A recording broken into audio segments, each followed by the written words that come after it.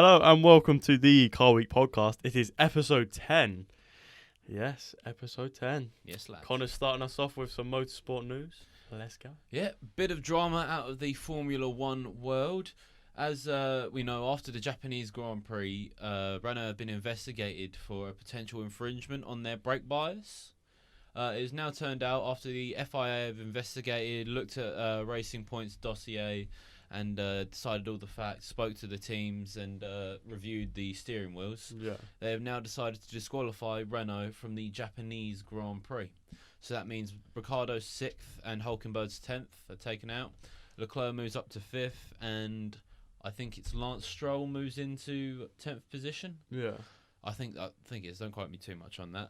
But it all stemmed from Racing Point putting in an injunction against Renault, handing the FIA a dossier on their brake bias, their lap-dependent, distance-dependent brake bias system, which basically changed the brake bias for the driver without the driver needing to put any controls on this dial. So they didn't have to move any of their dials around. So Fiddle with the steering wheel away. It just updated itself lap by lap, distance by distance. So the FIA, after the Japanese Grand Prix, stripped Hülkenberg and Ricciardo of their steering wheels, sealed them and locked them away for investigating later on down the line. Yeah. They've now investigated it. They decided that the system itself wasn't a breach of technical regulation. So the way that it updated and what it did wasn't a breach in the FIA regulations. Yeah. However, the breach was that the driver was aided by the car, and it breaches the rule of the driver must drive the car unaided by external factors.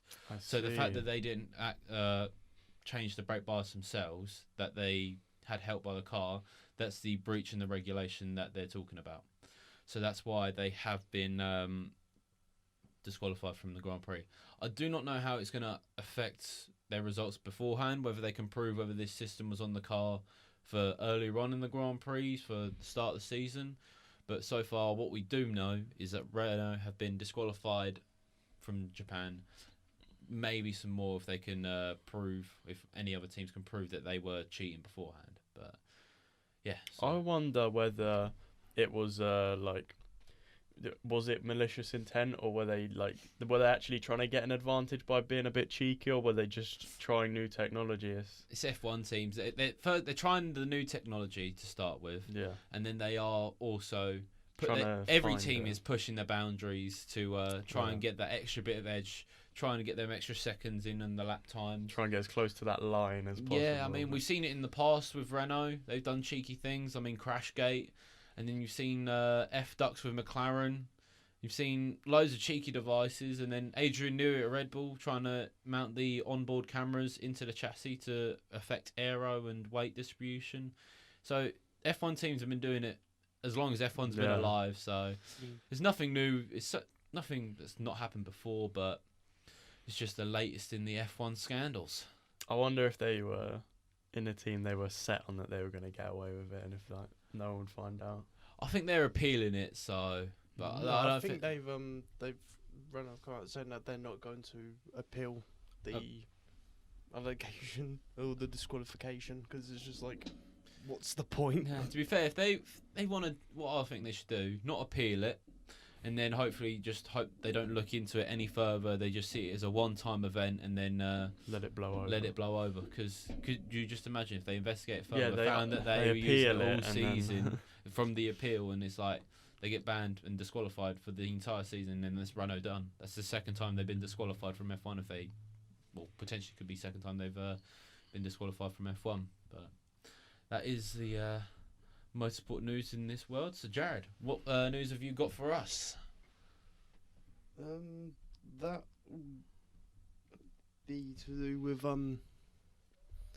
coming at a idea in the UK that has been proposed is for electric vehicles to have a different kind of number plate, either a completely green one or where the EU tab on the end The is for GB tag on the end of it is.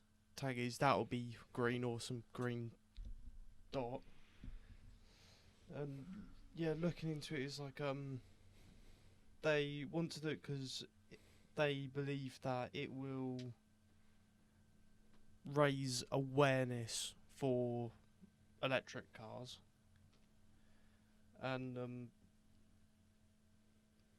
yeah, it's just as we said about the different colours. I personally think it's just a stupid idea. This is just I don't see get what it brings. Yeah, I say I don't get what they're trying to do with it. Everyone knows what an electric car looks like. They don't look like normal They cars. do stand out. They stand out from the crowd. I don't see why they need to change the number plate. It's just unnecessary. Just going to be more unnecessary registration and legal ideas. I don't quite know. yeah. It's because he's said that like they got the inspiration from Canada, where people who own electric cars can use toll lanes and car share lanes for free. I see. But we don't have No. car share lanes. And if Yeah. you come to a toll, surely they recognise your number plate anyway, so they can just know what the vehicle is. Like when you come to the Dartford crossing, it's all number plate recognition now, so Yeah. they could just look at what the vehicle is and be like, okay, it's an electric car, we won't charge them for that. I don't quite... See, Yeah. the only way I can understand it is in a situation like that where electric cars and drivers are treated in a different way, where they have benefits because of being electric, like you said, like they have a different lane or something. That's the only time when I think it makes sense that electric cars is so different that they could have their own number plate. I don't think the actual number plate itself will do anything. I don't think it affects anything, but I can see that maybe like in London or something, they like have a lane for electric cars to promote not have congestion or something. But do you need the plates? There's to no have point that? in the No. UK. I just don't see the point for it. Like in Canada, like you've brought the example of, Yeah. they have car share lanes, so it's an easy way to identify Yeah. that car's electric and he's allowed to be in there. But It doesn't need. we the don't green have plate. anything in the UK that would really promote it or give it an edge. What is it going to be? The inside lane is now for fully electric Yeah. cars, and that's the only way you can be in there. And you have to have a green number plate to go in. Yeah, you have to have a green number plate to be in the electric lane. But I don't see the point. I really No. don't. Yeah, it's like there's a quote from like the from the RIC's on its like head of road policies or something. Yeah. Who kind of saying while the statement seems right, there are question marks as to whether drivers would see this as a badge of honour, or alternatively, it could foster resentment among existing drivers of petrol and diesel vehicles. Just imagine it starts a gang war over number plates. Just people running around, just throwing Molotovs on electric cars, being like, burn, green number plate, burn. It was another quote said that on the face of it, drivers we've questioned don't seem too impressed. Only a fifth think it's a good idea, and the majority said the number plates wouldn't have an effect on making them any more likely to switch to an electric car. I'm not going to buy an electric car just because it's a green number plate. Who is the person who has actually sat there who's got a petrol car and been like, wait, you're making the number plates green? Oh, let me spend This has 50 changed grand my on a new entire car. ideals. Yeah. It's I like don't... it's just sort of contradicted itself. It's like we're gonna do this for something, yeah, but not many people like it. This Like, is just oh. more government rubbish that they're trying to just promote electric cars when no one wants one yet. So Also, do they not want electric cars to be the norm? They want electric cars to be the norm, so why make them all stand out? it's because they're struggling to make it the norm, so they need something to make it stand out. True. They don't. It's just not working. They're not selling as many electric cars as they thought they was going to. While And they don't while have the petrol and diesel infrastructure, cars. do they? Yeah, they don't. They have the infrastructure neither. But This is reminds us of that. Like the old things that you do on YouTube, where like you just sort of be scrolling through and you find like, the odd video here and there, and there's all one related to electric cars, but it was from like ones that were being made in like the 60s and 70s that could only do like 30 mile an hour and only go 20 miles on one charge. so you're telling me if you drive at 30 miles an hour, your full top speed, you do not even have an hour's worth of driving? And there was one thing that made me laugh in the video was like you said like in the I think it said like in like the 60s and 70s the UK had the most amount of electric vehicles on the road, little did they know that was just milk floats. Everyone else was just like perfectly fine. You was just. So they're really showing off about it. It's like, yeah, we've been doing this since the 60s. Mate, it was just a milk float. Just a milk float that ended in I don't know when, because who actually gets milk delivered anymore? Yeah. So it's sort of like, why? Yeah, but to quick summarise, that's a stupid idea. Yes. I don't quite know why they're doing it. I think we should move on. If they did it, for example, so you said like Dartford Crossing, obviously it scans your number plate. Yeah. If they had things that just scan the green, you can just change your number plate to green. You just see people What's running around, stopping you? Like? just getting some felt tips out and just Yeah, just colouring colouring in it their in number green. plate. Because what is that illegal? What are they going to say? Is you're an electric car? Is every cop going to have extensive knowledge of cars now to know which one's a new electric car now? You can turn any car electric if you have if enough you're money. smart enough. But Jack, you've been looking at some new cars. What have you brought for us this week? Well, I want to start by saying that the Tokyo Motor Show starts like any day now. So next week's new car segment is going to have a lot of wacky cars, but I didn't include them in this one. And we're starting with the Mulgari Icon 03. So this is based on a 240i. However, it has a nice mix of a cheeky wide body, which is based on they have a series which races the 230i with like a proper race wide body kit. Yeah. So they use that along with fatter tyres, upgraded suspension and engine. Has 456 brake horsepower and 420 pounds-foot of torque. And despite all the new upgrades, they've also put new parts in like carbon fibre roof. So the Icon is still slightly lighter than the base car. Really? Even with adding everything on. For all this, it'll set you back £79,000. And to put that into perspective, the M2 competition is around 50k brand new. So it's about 29k. For the extra money, you don't only get the upgraded suspension, bodywork and performance, you also get the exclusivity. That's their unique selling point, because the Mulgari only make 25 of each and they will take 400 hours to build. Jesus Christ. But I think it looks bloody insane. Oh, it looks great, but it's not a quick job then to make one of them. No. Oh. Is it still limited, because it's a German car, is it still limited to 155? I'm going to guess no. I was going to say, if you're going to do all this work, upgrade it so much, you might as well just take the limiter off it while you're doing it. And because it's, like, for example, the one we're looking at is a UK number plate. If it's in the UK, I don't think you'll need that. They can probably get away with not having the limiter. But I think it looks amazing. I like the if you go back to the interior picture, them dials right by the gear lever. Yeah.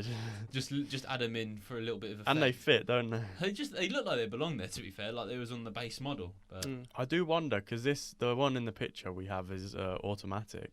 I wonder if because there's a manual M2 as well. I wonder if there's a manual version of this. I bet there might be. Do you reckon they'll do 25 of each? 25 automatic, 25 manual? They don't sell any of the automatics. I think that's quite a nice car, to be honest. I like the wide body as well, where it's not overextended too much. Like you see some wide bodies, it is just a hint, and it's just quite nice. Like it's that you can tell it's a race car. It's upgraded and it's special, but it's not too it's a in subtle your face. race car. Yeah, it's nice. I like that, especially with the front splitter as well. I'd buy Yeah, one. it's good I'd buy looking. one of these if I had 76k. I do wonder though, because obviously it's built on the 240i, not the M2, and the M2's front is a bit more like beefier and that. I wonder if they did build it off the M2. I wonder what difference it would make. I guess we'll never know until they build one. Yeah, But that what else have we Mulgari. got? Next, we have the 2020 VW Golf. And so, obviously, going into the new age, everything's sleek and minimalistic. So, as expected with the interior, for example, all the buttons will be kept to a minimum. The typical like headlamp switch that is on pretty much every single VW. Yeah. They're getting rid of that for a touch-sensitive panel. Right. It has a 10.25-inch digital cockpit paired with a 8.25-inch infotainment system. And it also has Amazon Alexa, and you can turn your phone into the key. What? Which I think that's them trying to appeal to the younger market. How many people are going to lose their phone and not be able to drive their car anymore? Just be at work, you lost your phone, it's like gone down the back of a sofa or something. It's like, oh yeah, I got to walk back. Why? My phone's my somewhere in the office and it's the key to my car. Just, do you reckon in the meeting they were like, how do we appeal to young people? Let's let them control their car with their phone. But what young people is buying a brand new Golf 2020? There'll be so much. I don't know. But what next? You got your phone as your key. Is your phone going to become your steering wheel? You sit in there and you play like you're playing a game You on plug your it phone. in. Just a little adapter that plugs into one the USB port. What I'm saying is, though, the one thing that, if they're trying to appeal to a younger market, give it a proper handbrake. Everyone They knows want to do handbrake turn. the best handbrake turn they can do. Are you assuming that every young person is a yobbo in a Tesco supermarket car park? Yes, In this and that's a country, good yes. assumption. Yeah, that's Accurate. Yes, you're right, to be fair. So the only specs I have at the minute is that the GTE will be sold with either 201 brake horsepower or 241 brake horsepower. And there's a 1 litre 3-cylinder which has 103 brake horsepower. And I think it's the TEO version which has the 1.5 litre inline 4 which has 128 brake horsepower or 148 depending. So I am happy to announce though that this is not a full electric car. It is a plug-in hybrid, and there is a manual and an automatic version. That's not too bad. So then. that's nice to see that even a new car coming out isn't Isn't going fully automatic. Ugh. I like that. Keeping the manuals alive and some petrol and diesel. Just some. Can we just Every quickly little look at counts. the exterior of this? Because one picture you showed me, does it not look like a bubblier version of the 2017 Golf to you? Like everything just looks a bit more Puffed out. Yeah. If this was a woman, you describe her personality as bubbly.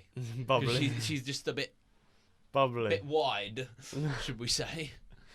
No, I don't get what they're doing. They're doing it with all the new cars, like the new Ford Fiesta. I don't like the boot. No, neither do I. But the It's a new bit Ford weird. Fiesta, they've made that a bubblier. Yeah, I don't. it's massive, the new Fiesta. The thing is that they're making all these meant to be small hatchbacks into Yeah. massive bubbly monstrosities. I don't quite get why, but Because it's not like the roads are getting any bigger, are they? no. But if we're going on looks wise, I probably wouldn't buy this Golf. No. Yes, it could be a manual petrol hybrid, but it just looks atrocious. It doesn't. The more I look at the back, the more I see like the boot is a bit of, you can see like a bit of Golf R in it with the headlights, and then once it's just the only bit of the boot that looks a bit Golf R. The rest of it is just like it almost looks like an SUV. I was going to say, it looks like an SUV from behind. What have they done? What have they done with the Golf range? Well, they've kept it manual, so that's the only positive we can take. The only from that. positive is a manual so far. Okay. Please tell Right. me you're going to redeem us with the next one. Oh, am I gonna redeem it with the next one? I don't think you're ready for this. No one in this room is ready for in this studio. Drum roll, please. What have we This got? is the What? Mitsubishi Mi Tech. So this is an interesting one. Essentially, Mitsubishi have decided it's time for a open-sided SUV concept. Why does it look like you're about to shoot someone with that heads-up display on the windscreen? It looks like a targeting system. And it can run on kerosene, diesel, and even alcohol. So it's powered by a 4-motor plug-in hybrid gas turbine powertrain. So it's never going to take off in the UK, Australia, or any country where they're pissheads and drink a lot of alcohol. And the windscreen doubles up as a full-size heads-up augmented reality display, which shows you useful off-road related data. Just like a game. Are they trying to appeal to the Halo universe? It looks like it does it. look like one of the Halo Jeeps, doesn't it? I don't know what it is. Like, It's crazy, is what it is. You generally look like you're playing a game with that heads-up display on that windscreen. It's ridiculous. And I thought I'd mention there's no roof. And with this being an off-roader, it means there might be a chance of you rolling, you know, when you're going over the dunes and Need that trusty old roof to keep you safe and everything. But if you do die, you are going to die in a Mitsubishi gas turbine SUV with no doors and an augmented reality windscreen. So it's a way to go out. While you're just on your roof, you might as well just spend your time playing some games on your heads-up display. Yeah. I just like the idea of like the part of it that runs on alcohol. Like you said, like if you're in a country where everyone's just a massive alcoholic, it would just be you go through like Tesco or something, it's like, and you feel from like, where's all the alcohol got? It's just the 12-year-olds in the back of the store with all the vodka. Like, hello. Now you say it, how many people are going to get robbed of their petrol if they know it's got alcohol in it, just trying to get the free alcohol? You just get some kid like siphoning your alcohol out of your car. Stumbling around. You need your own little private security just to keep it safe for your fuel. Just get all the chavvies in Tesco's. Oh, come on, mate. Can I just nick a tenner's worth? Come on, please. But yeah, that is... Well, the last bit I do want to mention is a feature that they've brought. And thanks to the 4-motor control, it can counter-rotate the wheels on each side so the car can turn 180 degrees on the spot. That's actually pretty sick. I like that. I don't know who asked for it, but it's there. We never asked for it, but we always needed it now. Yeah, apparently so. Saying that we never know we needed it, but now we've got it. Did we ask for this SUV? No. Is it cool? Yeah. I quite like it. I think I'll quite have one. It's just crazy. for a little toy. Just imagine rolling around the streets of one of them things. It'd be crazy. Does it make me want to mount machine guns on the front of it? Yes. It does look like something you could put in like Mad Max Fury Road or something, doesn't it? I don't want to mount machine guns on it. I want to mount them inside so I can use the heads-up display to target the target. When you see the Prius in front. You've got your lock on for your missiles in the back. You just Prius in front, lock on target. Boom, gone. No, it is a bit of an interesting one. But now it's time for car debate. And I'm starting with another BMW M2. So the BMW M2 then, Jack? Yeah. So I'm starting with the M2 competition. And I think it's worth starting talking about the M2 competition's engine. Because it has 2 turbos, this new one. Good lads, good lads. So it basically operates as a pair of 3-cylinder turbocharged engines, which are obviously end-to-end. And that means that there's a lack of low rev lag, and it also means that even when you are at high revs, it still can provide the air to give you that performance you want. So it has 405 brake horsepower and 406 pound-foot of torque, meaning the M2 can do 0 to 60 in 4.2 seconds, and this goes for a 6-speed manual or 7-speed dual-clutch automatic transmission. Brand new, they're about the 50k mark. But second hand, you're talking a minimum around 46k. I don't appreciate it that much. Then. You're expecting me to tell you that the top speed is 155? Yep. However, if you buy the M Drivers package with the M2 competition, the top speed becomes 174 miles an hour. Fair enough. And with the package, you also get a voucher for an M intensive driving course. But is that where you learn how not to use the indicators and all how I to could think of was like car tailgate throttle. everyone? Yeah, the car throttle bit where they're tailgating everyone. This is the M driving. But I think if you're gonna buy it, you may as well go with the extra package. Yeah. Might as well get that extra. I just like that is called the M Drivers. Yeah, the M intensive driving course. The one thing I did, from what I could find online, you can only get that in the UK. However, you can never do 174 on UK road. I would have thought, if anything, they'd do it in Germany. Where is that you a challenge? I'm sure we could find a nice stretch of road on the M25. As long as no you do number the- plates. Green number plates. Green number plates is what we need. What we need to do is just like the bridge in Newtown. Yeah. Just go fly through the middle of that. Just see how far you can fly. See how much you're going to launch yourself in your new M2. Yes. Write it off straight away. But don't worry, Connor will be a good driver because he would have gone through the M intensive driving yes. course. So I will be tailgating everyone, flashing, no indicators whatsoever, indicators. and then on the roundabouts, cheeky little drift, just to mark my territory. And yeah, to finish off the M2 competition, surprisingly for BMW, it's only the interior that's been taken over from another car. It's kind of the same as the normal 2 Series. It's your apart standard BMW interior, isn't it? You have a big red button to start it. And you get M4 racing seats. That's which, it. We don't have to do judge the interiors anymore. You've won. You've got a Big big red red star. button. You've got a nuclear launch button. You've got right, Jared. Sorry, what have you got? Impress me. Impress us. Come with the Yeah. RS intensive driving course. I have the Audi RS3, which is It's an a Audi. sexy looking car. Has a 2.5 litre 5-cylinder engine, because Audi. Has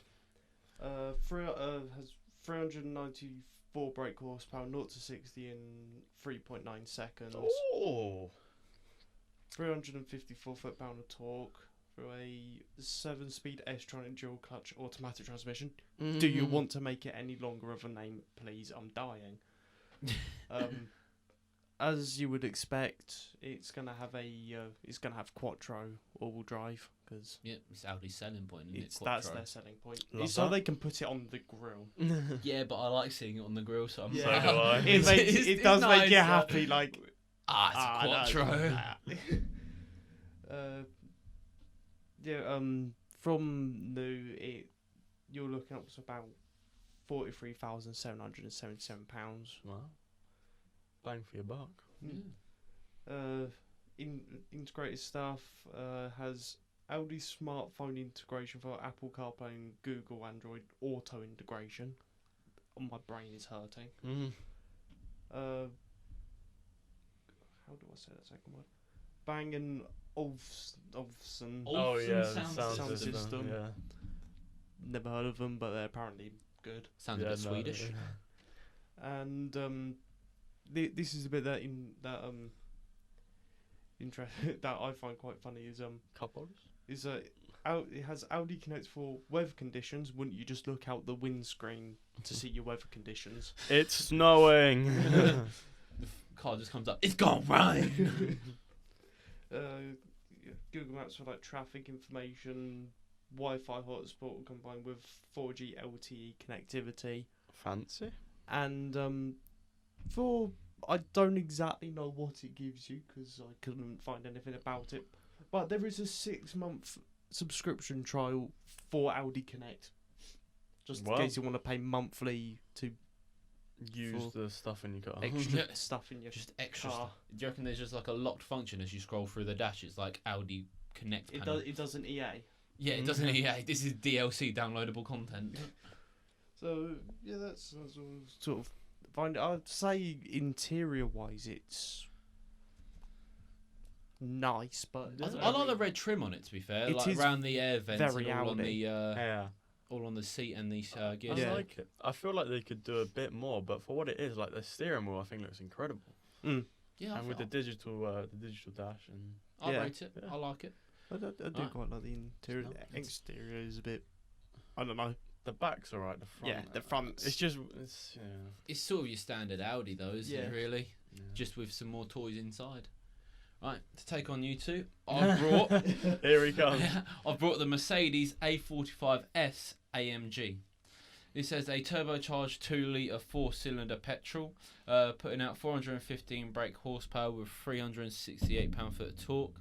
Top speed of 155, German car, as we always expect. Apart from the M2 competition. Yeah, how about you die? But, Yeah, but you're paying for the Uh, intensive driving course and some package. that's all right though. This has got an 8-speed twin-clutch all-wheel drive, automatic. Does 0 to 60 in 3.9 seconds. All this is going to cost you about 50k, around the 50k region, so same as the M2. Bells and whistles, you've got some 19-inch alloys, AMG suspension and AMG ride control with flared wheel arches, side skirts, spoiler and rear diffuser. 2 10.25-inch touchscreen heads-up displays with sports seats, AMG performance steering wheel, front and rear parking sensors, and a reversing camera to go along with it. So the Mercedes is stacked. yeah. I think it's just put you two to shame, really. I don't know what to say. And all this in a hot hatchback as well. Yeah. Where you two have got rear-wheel drive, front engine rear-wheel drive cars, or sports cars. Hatchback. All-wheel drive hatchback. Destroyed you both. I think let's start with the interior section. The Mercedes is one. Let's move on. Easy. Just look at that. Mercedes know how to do an interior. We said this time and time again, but they just know what to do. It's too shiny for me. Oh, but I think Shut up, Goff. No one cares about your opinion. It's too silvery. Like if it was like, I'm not like. What I mean is like I know what you a mean. bit it's more it's like chrome, of a it's- matte finish. I don't think it has that much chrome on it when you look at the rest of the Yeah, it's a lot of interior. the gloss black, which is I think the Yeah. seats are amazing. I think the wheel, I'm not a fan of all the chrome, but I Yeah. can appreciate it. I think it looks nice. If they had, That's what I'm on about. Is more the steering Yeah. wheel. Like if it was more of a matte. if the finish, I'd dials get were a bit kept more. chrome, like the switches on the steering, but it had a black Yes. backing to it, Yeah. I would actually agree with you on that. If it was gloss black and matched the whole dash and the Oh, centre yeah. Mm. console. I like the seat. These AMG Oh, seats they're as well, amazing. They do look good. They look comfy as And well. the whole like carbon dash with the suede. That's what they do well with. They put all the carbon in. It just integrates really well as well. Yeah, no, I'm happy to say the Mercedes. has won Mercedes on interior as well. Mm. Can I be as presumptuous to say it wins the exterior as well? Looks wise, the Mercedes is the winner. I don't know if I like it, but I don't know if I like the facelift as much as I like the old one. I don't know if it's still not grown. See, on me. I thought about that, but then I saw this and I thought, yeah, It's I like definitely it. grown on me from when I first saw it. Def- but I think the back looks great. It's just that. That rear though, look at that. They got the spoiler, the diffuser, the vents on the bumper, and the flared of the wheel arches as well. I know it's not much of a flare; it's only just slightly flared out, but it looks great. See, I do like the look of the Mercedes, but I'd say just because I'm really nitpicky, is like even with the one before this model, I've never really liked the spoiler. Oh, I've always lots thought of it aero looks a touches. little bit out of place See, I like the spoiler. on a hatchback. I think it's not too big to be like, I've got a spoiler on a hatchback. I think it's just the right size to sit there, do what it needs to do performance-wise, and look as great as part of the car. For sure, obviously it has its function. It's Mercedes, of course, Yeah, they're going to yeah, make yeah. it functional. It's just for me, AMG. It's AMG aesthetically, package, yeah. it's a little bit sort of Yeah, it works, but it's in an odd position. I just think it's more flamboyant than the other two cars. Like the Audi is your typical Audi exterior, and then you got your BMW. It just looks like another M2. The Merc just stands out when you're driving down the street. I think I am a huge fan. If I'm taking my own opinions, I think the M2 looks amazing. It looks really aggressive in that. Don't take it wrong, but I like the M2. It Yeah. looks like you say, it looks aggressive, but it just doesn't But stand from a out. completely unbiased point of view, but with a bit of my own taste, I think I would say the Mercedes is the best looking on the outside. Because it's just different. Like, the BMW looks nice, but like you said, it looks like the other M cars, and they all look great, whereas the Mercedes is just something else. It's like It's you different. don't see that anywhere else. That is the A-class range. Yeah. When you look at your C-class range, it's different. Yeah, You've it's got the completely more different. back in it. Yeah. So am I going to take the win on the looks-wise, both interior and exterior? I am happy to give it to you. I don't know about Jared. It though. doesn't matter what Jared wants. It's 2-1.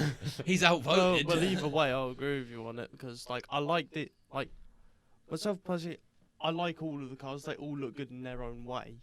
It is just like you said, like the Audi's good because it's an Audi. yeah. It's a solid. You know shout. it's going to work. It's going to be practical. It's a German-built car, isn't it? But It's gonna like be. you said, they've not really found a way to make it stand out yet. If Audi did something different and completely changed up their exterior, I think they did really well. If they sold the ABT versions as their ones. I think that's what they need to do. That ABT A1 that we had in a previous episode, definitely. But no, I would happily spend my money on any one of these cars. Oh yeah, definitely. I think they are all cars that I would personally own. I love them. Yeah. So what we're going to say stat-wise, what is everyone looking at stat-wise? So brake horsepower, first I'm on 405. Jared? 494. 415. Out of a 2-litre 4-cylinder. Wow. Turbocharged. Yeah. That's... Because mine's a 6-cylinder with 2 turbos. I can't believe Mine's they a got that power out of it. 5-cylinder because Audi always. Because Audi's Audi. They told me the 5-cylinder didn't exist. What's everyone's top speed? Well, Shut I didn't up. put mine. I didn't put mine down. Shut up. You say I didn't choose to write mine down because everyone knows it'd be 155 miles an hour. Would you believe me Can if I I win told you top that it was speed? 180? No, it's 155. You win easily. with your That's one W. your My Sport package. I didn't mention that The M drive. I didn't mention that the package cost $2,000. £2,000 for. You could probably get the speed limit taken off of it for less than that, for £200. Who said that? Jesus. What's your 0 to 60s though? Mine not 60. I'm slacking. I'm 4.2. Jesus. 3.9. Same as you. I'm 3.9. I think it's the all-wheel drive versus the two-wheel drive. What have BMW done? Still- On paper, but still having this. Actually, now the you two say it. Where is the turbocharged- power gone? 2 turbochargers, a 6 It's inline like 6. the power sort of. What's like happened? the engine's produced all the power. It's gone through transmission. It's just the transmission's just gone. Oh, just go wherever you want. Literally just, here's the power. We've got quite a bit of power coming down. And Send the- it that way. And we the don't want it no more. gearbox is just a mix of drunk and hungover. It's a sort of. The gremlins in the gearbox haven't worked properly this time. Yeah, it's just like maybe next time. But what? Now you say, what have BMW done to their car? I don't know, but I've made a new segment. Which car does the best skids? I think the BMW might take that one. Another win. I've already had enough I've made wins a for new today. segment. Which one kicks up the most dust? Yeah. Yeah. No. We just make loads of new segments. Which one has the best BMW badge? Yep. I'll take it. What one's got the biggest Quattro badge? Yeah, I'll take that. Which one has All the the- best spoiler? The Audi. Bugger off. Yeah. Damn it. It doesn't have one, which means it's the best. No, so if you're going to have to buy one of these cars tomorrow, I know you, if no one was looking forward to this part, which one you having? God, Jared, you go first. I'm gonna do it on like one that I would have as something to sort of like one for practical and one for sort of having fun with. For having fun, I would take the M2 Yeah. because big skids, and it is, and for practical, it is quite close between the Audi and the Mercedes, because. No, I'm going with Mercedes. I want a turbo. See, Made up your mind pretty quickly there. Yeah. I'm the opposite in that I would have the Mercedes for fun, and I would have the M2 for practicality. And I don't want to neglect the Audi because I really like it, but out of the three, those two are the ones that stand out. It is Yeah. just the dullest of the three, really, isn't it? Can And I- it's something saying because they're all really nice cars, Yeah. perform and good performance-wise. It's just the BMW and the Merc, they just stand out a really little bit wonder- more. Yeah. Where it would be if it was a ABT RS3. I think it what the would probably be the winner if it was the Yes. ABT.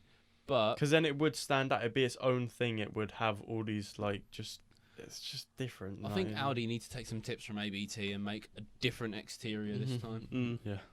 But if I'm gonna have to buy one of these tomorrow, I can't put my finger on one. It'd be the M2 or the as AMG. much as I've bigged up the Mercedes, I probably want the Beamer. I'd take the I can BMW. agree, yeah. I just think when you get it in black with the black alloys as well, Mm. it just looks stealth. Every time I see one on the road, I'm like, wow, because they're wide. They have that road Oh, yeah. presence. But then again, I say it, the Mercedes has got all that power in such a little car as well. It'd be a little pocket rocket, but Do you know what? I'm looking at this. I think I would have the M2. I'm trying to picture. I could have the M2 and I could drive it like all the time. That'd be my go-to like daily. I think I'll go because the Mercedes. I think that'd be so much fun to have for like a month. I think But I to think you'd live get with it- bored of it pretty quickly. I think the novelty would wear off after a little bit. Yeah, I think I'd agree with you. I think I'd have the M2 as well. But the Mercedes would just be such a fun little car to It have would, for a little yeah. while. Mm. And then Audi for a long road trip, just chill out with the Yeah, Quattro. with all that digital dash, and Yeah. So, that's the decision we've come to. yeah, I think that It was a hard one. it was actually. I think this was probably one of the harder car debates. To be fair, Yeah, with, it is. Because I would buy it all three. I was gonna say all Yeah. three of them are great cars. I think we just need to do a road test on all of them. So Yep, I think that is Merc, BMW, and Audi need to reach out here. see sort which of- one's really the best. Yeah, I think that's definitely what we need to do. Audi wins. That was because I probably wouldn't legally be able to drive it at that point. No, but I think that'll do it for this episode of the Car Week podcast. Yeah, time to wrap up. Yeah, thank Number you all 10. thank you. Thank you all for listening. If you want to leave us a rating on whatever platform you're listening on, comment anything you'd like to see, and subscribe whatever platform you're listening on. If you want to get in contact with us, we've got a Twitter account and an Instagram account, both at Carweekpodcast. We are going to upload regularly on there, and if you want to send us any ideas you want to see on the podcast, or want to leave any reviews or anything, just message us on there, or just comment on any of the videos. It'll really help us grow and let us know what you guys want to see. Yeah. I think that's everything. Yeah. Mm-hmm. Right. Goodbye. See you later. Bye.